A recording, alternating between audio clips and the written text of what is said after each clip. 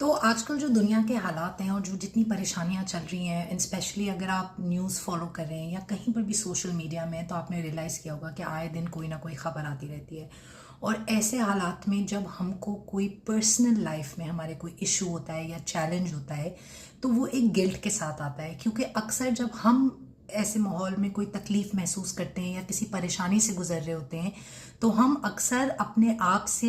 ये बात कहते हैं कि दूसरे का गम जो है वो बड़ा है, हमारे पास कुछ कंप्लेन करने के लिए नहीं है। तो इन शॉर्ट हम उस वक्त क्या कर रहे होते हैं कि हम अपने जज्बात को दबा रहे होते हैं और किसी और के पेन को अपने पेन से ऊपर रख रहे होते हैं।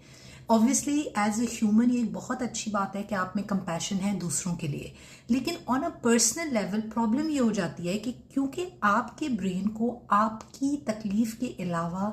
किसी और की तकलीफ का एहसास नहीं होता, वो कंपेयर नहीं कर सकता।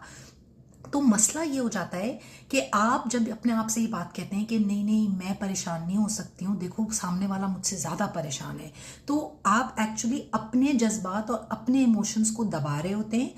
और अपने ब्रेन को ये सिग्नल दे रहे होते हैं कि आप ज़रूरी नहीं हैं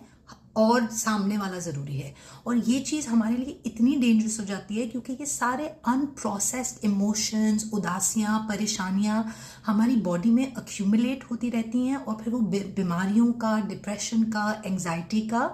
रीज़न बन जाती हैं, सबब बन जाती हैं। तो इससे कहीं ज़्यादा बेहतर है कि वाइल आपके अराउंड दुनिया में चीज़ें हो रही हैं और अगर आपकी पर्सनल लाइफ में कोई भी ऐसी चीज़ हुई है जिससे आप उदास हो रहे हैं, एंग्शियस हो रहे हैं, उन इमोशंस और उन फीलिंग्स को एक्नॉलेज कीजिए। ये एक बहुत ज़्यादा कोर और इम्पॉर्टेंट लेसन है सेल्फ लव और सेल्फ कंपैशन के लिए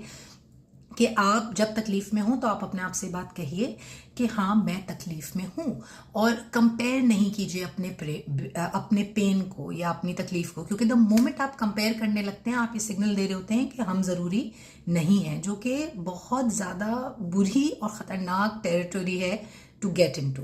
नाउ हैविंग सेड दैट, आप क्या कर सकते हैं अगर आप तकलीफ में हैं, आप परेशानी में हैं? तो पहली चीज़, अगेन जैसे मैंने कहा, अपने इमोशंस को एक्नॉलेज कीजिए। बस सैडनेस ही तो है, बोलिए कि हाँ इस चीज़ से मुझे परेशानी हो रही है, कोई बात नहीं, परेशानी है, वक्त अच्छा बुरा सब आता है, गुजर जाएगा। दूसरी चीज़ आप ये कर सकते हैं कि अपनी फीलिंग्स और अपने इमोशंस को जर्नल कीजिए, लिखिए बैठ के, इससे बहुत ज़्यादा फर्क पड़ता है। अगर आप नहीं पेपर पेन पे लिखना चाहते हैं, the best thing you can do is WhatsApp पे अपनी ही चैट को खोल लीजिए, अपने नाम की चैट को, और जो भी आप महसूस करिए उसको जर्नल की तरह से उस पर मैसेजेस कीजिए। वो हैंडी भी होता है, हम सबके पास हर वक्त फ़ोन रहता है, एक्सेलेंट तरीका है अपने इमोशंस को ऑफलोड करने का।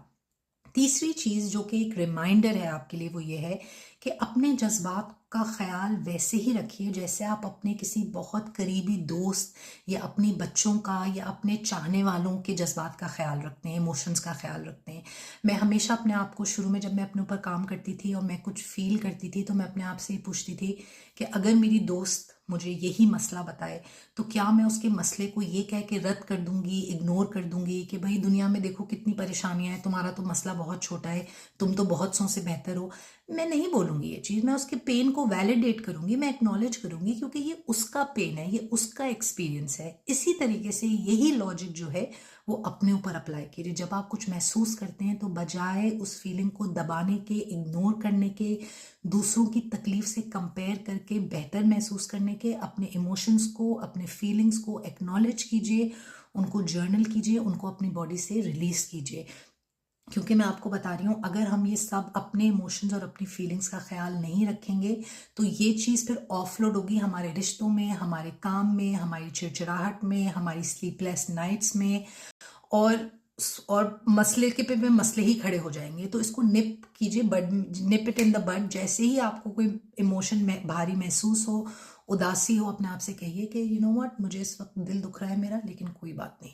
मैं इट्स फाइन, ये मैं सेफ हूँ, ये वक्त गुजर जाएगा और आगे जाके मैं बेहतर महसूस करूँगी। आप देखिए, द मोर आप अपने इमोशंस और फीलिंग्स को एक्नॉलेज करेंगे without comparing with anybody else, the better you will start feeling. क्योंकि जब आप खुद का ख्याल रखेंगे तो तभी तो आप दूसरों के लिए कुछ कर पाएंगे और कुछ करने के काबिल होंगे। जब आप खुद ही इतने ज़्यादा इमोशनली ड्राउन हुए हुए होंगे अपने जज्बात में, फीलिंग्स में, ये जो सब हम कारपेट के अंदर वो झाड़ते रहते हैं, वो जमा होती चली जाती हैं चीज़ें, फिर आप माने या ना माने ये चीज़ें ब्लीड आउट करती हैं हमारी ज़िंदगी के मुख्तलिफ एरियाज़ में. So I hope and I pray